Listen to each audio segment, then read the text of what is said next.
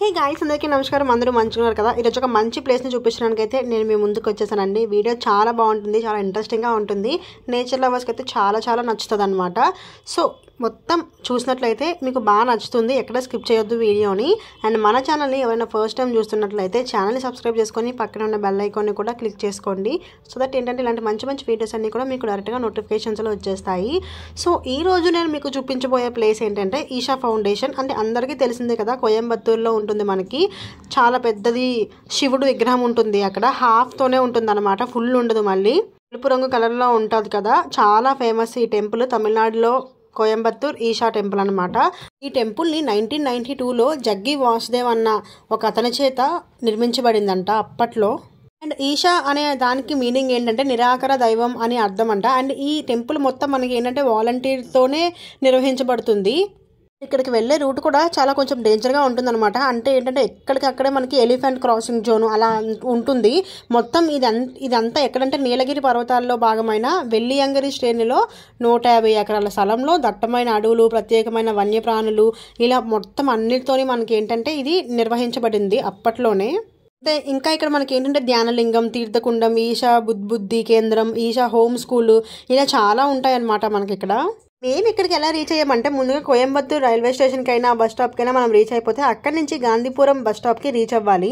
అక్కడి నుంచి మనకి ప్రతి హాఫ్ అన్ అవర్ 40 మినిట్స్కి ఒక బస్ అనేది అవైలబుల్ ఉంటుంది. 14D bus number. మేము సీజన్లో వెళ్ళాం కాబట్టి అస్సలు ఖాళీ లేదు బస్సు. అదే నార్మల్గా వెళ్ళుంటే ఖాళీనే ఉంటుంది. అండ్ ఈవినింగ్ టైం వెళ్ళాం అనమాట మేము, ఎందుకంటే లేజర్ షో అవన్నీ ఉంటాయి. సో వాటిని విజిట్ చేయొచ్చు అని చెప్పేసి ఈవినింగ్ టైం వెళ్ళాము. ఈవినింగ్ టైం చాలా మంది లేజర్ షో చూడడానికి వస్తారు. అస్సలు బస్ అనేది అస్సలు ఖాళీ ఉండదు అనమాట. దొరికితే అదృష్టం, లేకపోతే ఏ ఆటోనో లేకపోతే ఇలా ఏమన్నా మాట్లాడుకోవడం బెటర్ అనమాట. మాకైతే లక్కీగా బస్ అనేది దొరికింది. కానీ ఇక్కడ వరకు అయితే వచ్చేసాము. ఇక్కడ నుంచి రిటర్న్ ఎలా వెళ్తామో కూడా చూడాలి. బస్సెస్ అనేవి ఉంటాయంట, కాకపోతే నైట్ టైం కదా, సో కొంచెం కష్టమవుతుందేమో. మేము వచ్చేటప్పటికే చూడండి ఎన్ని వెహికల్స్ అక్కడ పార్కింగ్ చూసారు కదా, మనకి అస్సలు ఖాళీ లేదు. అంటే ఎంతమంది జనం ఉన్నారో. చాలా పెద్ద ప్లేస్ కదా ఇది. సో మనకి ఏంటంటే అంతమంది ఉన్నట్టు కనిపించరు, కానీ మీకు ఈ పార్కింగ్ చూస్తేనే అర్థమైపోవాలి ఎంతమంది జనాలు ఉన్నారని. అండ్ చుట్టూ క్లైమేట్ చూడండి ఎంత బాగుందో. కొండల మధ్యలో మంచు పడుతూ ఫుల్ స్నోతో కవర్ అయ్యి ఉంది. చాలా బాగుంది ప్లేస్, చాలా ప్రశాంతంగా ఉందన్నమాట ప్లేస్ వచ్చేసి. అండ్ మేము ఎక్కింది బస్ కదా, సో ఆ బస్ ఎలా తీసుకొస్తున్నారంటే ఎంట్రన్స్ అయిన తర్వాత నుంచి శివుడు స్టార్టింగ్ పార్ట్ నుంచి సైడ్ పార్ట్ నుంచి బ్యాక్ పార్ట్ అలా తీసుకొచ్చి చుట్టూ తిప్పి ఒక బస్ స్టాప్ ఉందన్నమాట. అక్కడ ఆపుతున్నారు. నిజంగా ఆ వ్యూ అయితే చాలా బాగుంది. బస్సులో వచ్చిన వాళ్ళు ఎక్స్పీరియన్స్ చేయగలరు, లేకపోతే నార్మల్గా వచ్చిన వాళ్ళు అలా పార్కింగ్ లాట్లో పెట్టేస్తారనమాట. చుట్టూ తిరగలేరు కదా వాళ్ళు. కానీ ఈ బస్సులో తీసుకొచ్చిన అతను మాత్రం స్టాప్ వరకు తీసుకెళ్ళి మొత్తం సరౌండింగ్స్ అంతా కవర్ చేశారు అనమాట. మధ్యలో ఆదియోగి స్టాచ్యూ అయితే అసలు నిజంగా చెప్తున్నాను, ఒక కొండ ఎంత హైట్లో ఉంటుందో ఇంచుమించు అంత హైట్లో ఉందన్నమాట మనకి ఆదియోగి స్టాచ్యూ. ఆదియోగి స్టాచ్యూ మనకి లాంగ్ అయితే 147 ఫీట్ ఉంటుందంట. అదే వైడ్ అయితే 82 ఫీట్ ఉంటుందంట. మనకి ఇది గిన్నీస్ రికార్డు కూడా ఎక్కింది. లార్జెస్ట్ బస్ట్ స్కల్ప్చర్ కింద, అంటే వరల్డ్లోనే ఇంత పెద్ద స్కల్ప్చర్ అని చెప్పేసి గిన్నీస్ రికార్డు కూడా ఎక్కింది. ఇది సద్గురు గారు డిజైన్ చేశారు, అందరికీ తెలిసిందే కదా. ఈయన founder, head of the Isha Foundation కూడా ఇతను. అసలు ఇంత పెద్ద ఆదియోగి స్టాచ్యూని ఎలా కట్టారో కదా, నిజంగా దూరం నుంచి చూస్తేనే మనకి ఏంటంటే గూస్ బంప్స్ వచ్చేలాగా ఉంది. అలాంటిది దగ్గరికి వెళ్ళి చూస్తే ఎలా ఉంటుందో అది నేను మీ ఊహకే వదిలేస్తున్నాను అనమాట. అసలు నిజంగా నాకైతే అలా చూస్తూ ఉండిపోవాలనిపించింది. దగ్గరికి ఎప్పుడెప్పుడు వెళ్దామా, అసలు బస్సు ఏంటి ఇంకా తిప్పుతున్నాడు, వచ్చేసినా ఆపట్లేదరా బాబు అని చెప్పి చూస్తున్నాను నేను, ఎప్పుడెప్పుడు వెళ్దామా అని. క్లైమేట్ కూడా బాగా సహకరించింది అనమాట మాకు. అంటే అంత ఎండగాను ఉన్నప్పుడు వెళ్ళలేదు, అలాగని చెప్పి మార్నింగ్ వెళ్ళిపోలేదు, చీకటి కూడా పడలేదు. ఎగ్జాక్ట్ సన్సెట్ టైంకి వెళ్తే ఈ ప్లేస్కి నిజంగా చెప్తున్నాను, ఫొటోస్ అయినా వీడియోస్ అయినా ఏమైనా కూడా చాలా బాగా వస్తాయి, చాలా బాగుంటాయి కూడా. ఎగ్జాక్ట్గా అదే టైంకి వెళ్ళాము. అప్పుడే చూసారా మనకి అక్కడ మంచు పడిపోతుంది కొండల మీద నుంచి. మీకు చూసారు కదా క్లియర్గా స్నో అనేది మీకు కనిపిస్తుంది. అండ్ ఇంకా ఆ స్టాచ్యూని కరెక్ట్గా మనం గమనించినట్లయితే ఆ కర్వ్స్ అవన్నీ కూడా ఎంత బాగా తిరిగాయో చూడండి. అసలు చాలా బాగుందన్నమాట. అంటే చాలా పెద్ద ప్లేస్ ఇది. ఒకవేళ బస్ కాకుండా నార్మల్గా వచ్చుంటే మాత్రం అది మనం తిరగడానికే చాలా కిలోమీటర్స్ ఉంటాయి అనమాట. కాలు నొప్పులు వచ్చేస్తాయి, అంత పెద్దది.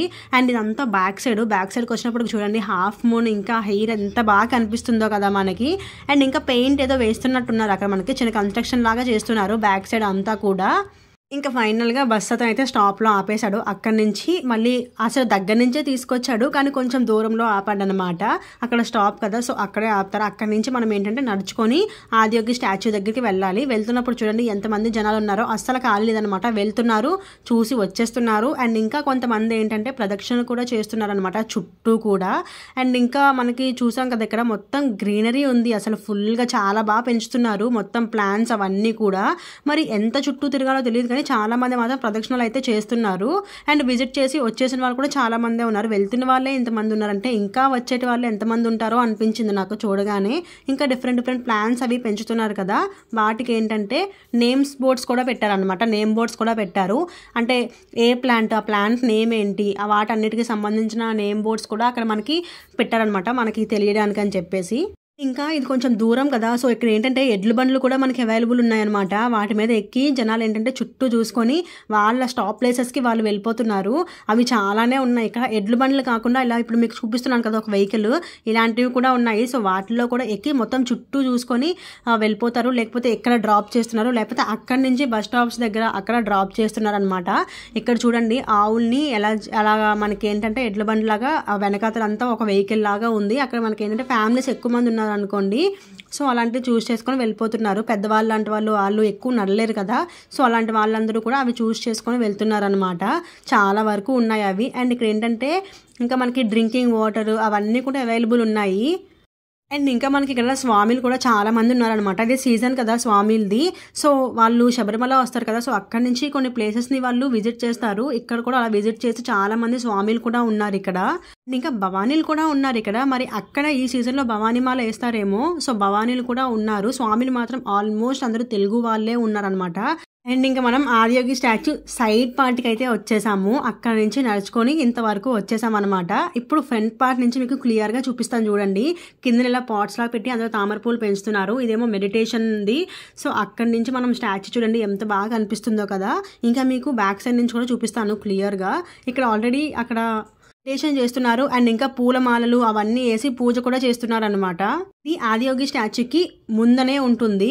శివలింగాన్ని పట్టుకొని మనకి పూలమాలలు ఏమైనా తీసుకువెళ్తే అవి తీసుకొని వెళ్ళి ప్రదక్షిణలు అవి చేపిస్తారనమాట. ఇది మనకి ఆదియోగి స్టాచ్యూ ముందరనే ఉంటుంది. ఇప్పుడు మీకు ఫుల్ చూపిస్తాను చూడండి. సేమ్ ఇలానే మనకి ఈషా ఫౌండేషన్ అనేది బెంగళూరులో కూడా పెట్టారు, కానీ ఇక్కడే ఫస్ట్ పెట్టింది కదా, సో ఇక్కడ మనకి అస్సలు ఖాళీ ఉండదు. అండ్ ముందుగా నిర్మించబడింది కాబట్టి జనాలందరూ ఆల్మోస్ట్ ఇక్కడికి రావడానికే చూస్తారనమాట. బెంగళూరులో పెట్టింది ఇంకా చాలా మందికి తెలియదు, కానీ సేమ్ అది కూడా ఇలానే ఉంటుంది యాజ్ ఇట్ ఈజ్. అండ్ ఇంకా ఇక్కడ మనకి డిస్ప్లే అవుతుంది కదా, ఈ మానిటర్లో వచ్చేసి మనకి ఆ చుట్టుపక్కల ఏమేమి ప్లేసెస్ ఉన్నాయి, వాటిని విజిట్ చేయడానికి టైమింగ్స్ ఏంటి, ఇలాంటివన్నీ మనకి ఈ మానిటర్లో చూపిస్తారనమాట. వాటికి ఎలా వెళ్ళాలి అని యారో మార్క్స్తో కూడా మీకు క్లియర్గా చూపిస్తున్నారు చూసారా. మనకు అప్పటికే చీకటి అయిపోయింది, సో అందుకే మీకు డిస్ప్లే అనేది క్లియర్గా కనిపించట్లేదు అనమాట. మన కన్నా కొంచెం దూరంలో ఉంది కాబట్టి. మొత్తం 6 ప్లేసెస్ ఉన్నాయి ఆ చుట్టుపక్కలే. మనకి ఆ 6 ప్లేసెస్ నేమ్స్, ఆ గాడ్ నేమ్స్ అవన్నీ కూడా మనకి ఆ మానిటర్లో ప్రొజెక్ట్ చేస్తారనమాట వాళ్ళు. సో టైం ఉన్న వాళ్ళు ఏంటంటే అక్కడికి వెళ్ళి విజిట్ చేయొచ్చు. మనకు ఆల్రెడీ చీకటి అయిపోయింది కాబట్టి మేము ఇంకా విజిట్ చేయలేదన్నమాట. లేజర్ షో కోసం అయితే మేము వెయిట్ చేస్తున్నాము. ఆల్మోస్ట్ స్టార్ట్ అయిపోతుంది అన్న టైంకి రెయిన్ పడిపోతుంది అనమాట. కొంచెం డిలే అయ్యింది దానివల్ల అని చెప్పి అనుకున్నాము. ఈ లోపు అక్కడ ఫుడ్ కోర్ట్స్ అనేవి ఉంటాయి. అక్కడ మూరి మిక్సరు, బజ్జీలు, ఇంకా ఏంటంటే పానీపూరి, వాటర్ బాటిల్స్ అవైలబుల్ ఉంటాయి అనమాట. కానీ దానికి చాలా క్యూ ఉంది, అస్సలు ఖాళీ లేదనమాట. ఇంకా ఆల్మోస్ట్ లేజర్ షో స్టార్ట్ అయిపోతున్న టైంకి వర్షం అనేది పెద్దది అయిపోయింది. లేజర్ షో క్యాన్సిల్ అని చెప్పేసి మనకి ఇందాక మీకు మానిటర్ చూపించాను కదా, ఆ మానిటర్లో ఏంటంటే laser show cancelled due to rain అని చెప్పి పెట్టేశారు. చాలా డిసప్పాయింట్ అయ్యారు జనాలు. ఒకేసారి ఏంటంటే చాలా ఎక్కువ మంది అయిపోయారు అనమాట. That to the season time కాబట్టి అస్సలు ఖాళీ లేదు. ఒకేసారి స్టాప్స్ దగ్గరికి అక్కడికి వెళ్ళిపోయారు. అండ్ ఊబర్, ఓలా ఇలాంటివి ఏం బుక్ చేసినా కూడా అస్సలు అవ్వలేదు, అవేమీ రాలేదనమాట. అలాగని చెప్పి మనం నార్మల్గా మాట్లాడినా సరే ఒక 30 kmకి 2,500 ఛార్జ్ చేస్తామని చెప్పేవాళ్ళు. సో ఇక్కడికి వెళ్తే మాత్రం రైనీ సీజన్లో అసలు వెళ్ళొద్దు. చాలా మీకు ఏంటంటే అది దట్టు అడవి ప్రాంతం కాబట్టి కొంచెం ఇబ్బంది ఫేస్ చేస్తారు మీరు. రైనీ సీజన్లో వెళ్తే మాత్రం బస్సెస్ అనేవి అసలు ఖాళీ ఉండవు, ఎందుకంటే సీజన్ టైం కాబట్టి. అదే నార్మల్ డేస్లో వెళ్ళినా లేకపోతే మధ్యాహ్నం మార్నింగ్ ఈ టైంలో వెళ్ళినా కొంచెం పర్లేదని అనుకుంటున్నాను నేను. ఈవినింగ్ లేజర్ షోకి వచ్చేటి వాళ్ళు ఎక్కువ ఉంటారు కాబట్టి మేబీ ఖాళీ లేదు ఆ రోజు. దట్టు వర్షం ఒకటి. చాలా మంది చూడడానికి వచ్చారండి. చాలా మంది అసలు కొంచెం లైట్ వేయగానే ఇంకా వీడియో స్టార్ట్ చేశారు. కాకపోతే ఇంకా ఎప్పుడైతే డ్యూ టు రెయిన్ వల్ల అది క్యాన్సిల్ అయిపోయిందో చాలా డిసప్పాయింట్ అయిపోయారు. వర్షంలో కూడా తడుచుకుంటూ వెయిట్ చేశారు ఎప్పుడు లేజర్ షో వేస్తారా అని చెప్పేసి. మేము కూడా అలానే వెయిట్ చేస్తాం. కానీ మేము లక్కీగా అంబ్రెల్లా కూడా తీసుకెళ్ళాం అనమాట. కొంతమంది తీసుకెళ్లారు, కొంతమంది తీసుకువెళ్ళలేదు కదా. వాళ్ళు అయితే తడుస్తూ కూడా వెయిట్ చేశారు ఎప్పుడెప్పుడు వేస్తారా అని చెప్పేసి. వేసి ఉంటే బాగుండు, కానీ వర్షం కదా, వాళ్ళు మాత్రం ఏం చేయగలరు. సో ఇలా అయితే అయిపోయింది ఈషా ఫౌండేషన్ ట్రిప్ మాది. మీరు వెళ్తే మాత్రం ముందుగా ఇలాగ జాగ్రత్తలు తీసుకొనే వెళ్ళండి. ఈ వీడియో మీకు యూజ్ అయిందని అనుకుంటున్నాను. ఈ వీడియో మీకు నచ్చినట్లయితే వీడియోని లైక్ చేసి, షేర్ చేసి, సబ్స్క్రైబ్ కూడా చేసుకొని పక్కన ఉన్న బెల్ ఐకాన్ కూడా క్లిక్ చేసుకోండి. ఇంకా నేనైతే ఉంటాను. Bye bye.